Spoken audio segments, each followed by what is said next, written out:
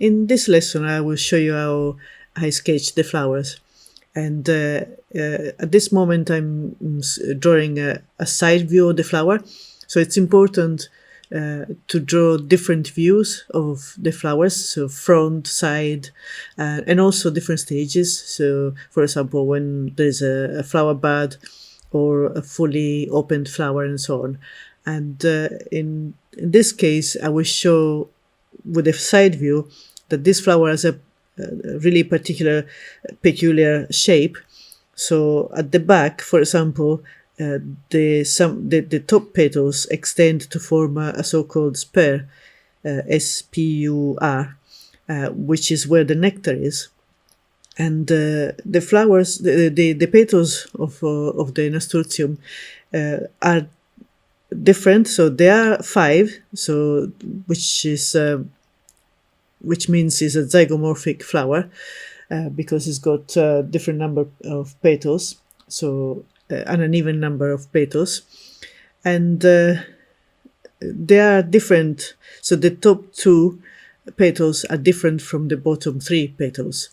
The bottom 3, they have thickened bases and they have peripheral outgrowths, which are not in the top petals. So here, as you can see, I'm drawing the flowers seeing from the front. And again, I start with measurement and I do a rough sort of circle. And then inside the circle, I start drawing the petals and everything that I can see. And in this case, because the petals are not fused together, you can see the sepals as well between some of the petals.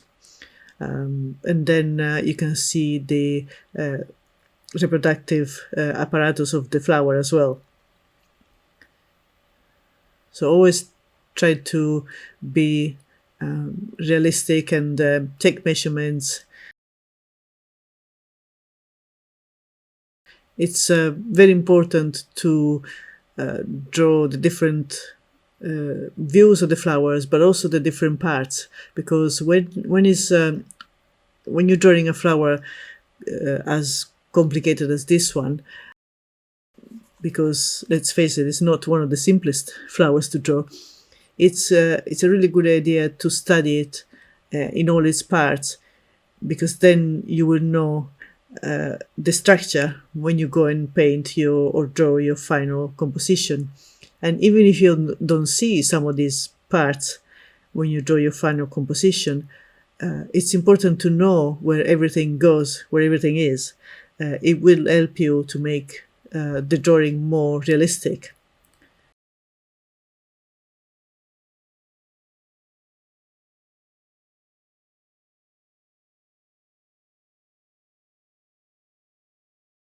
So as you can see, I'm really studying the flower and I'm looking at it from different sides, and just try to get a feel for all of the parts of this flower.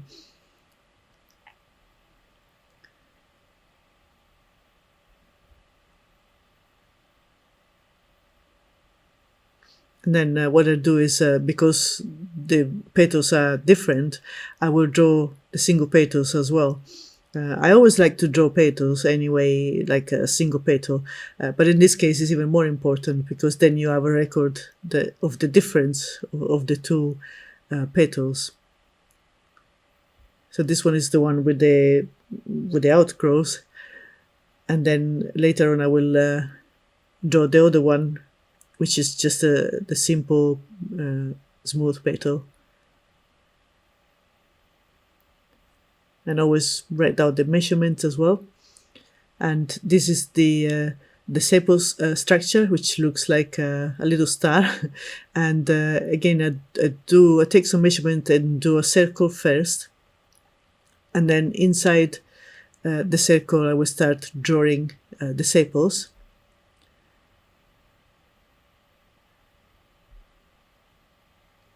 And these flowers have another interesting feature which I didn't know about until I started studying it.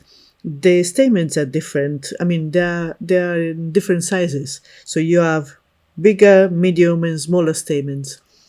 And I've never seen this before. I'm not sure if there are other flowers that have this characteristic.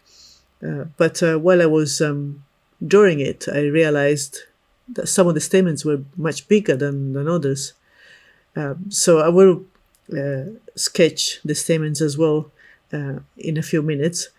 But it's quite interesting to find out, really, things like that.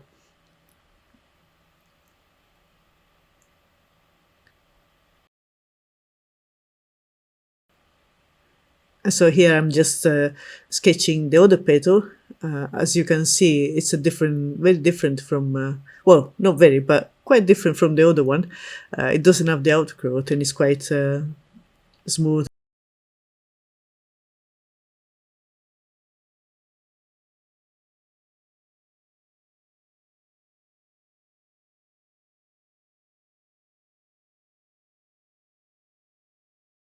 And here I'm just taking another flower apart.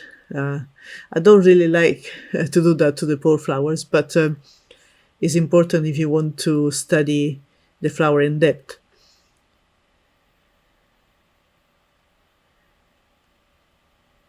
So in here I will just open the two petals that are fused in that spur, and then just separate the reproductive parts of the flower, basically to study them a bit more in detail.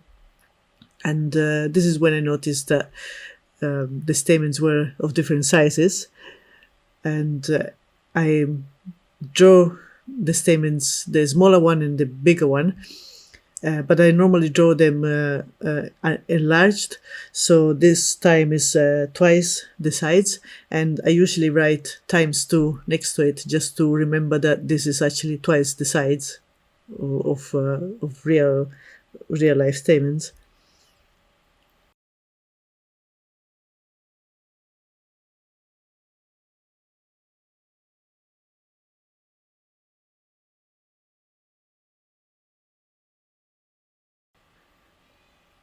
And I just take a note here that I found that the stamens are of different sizes.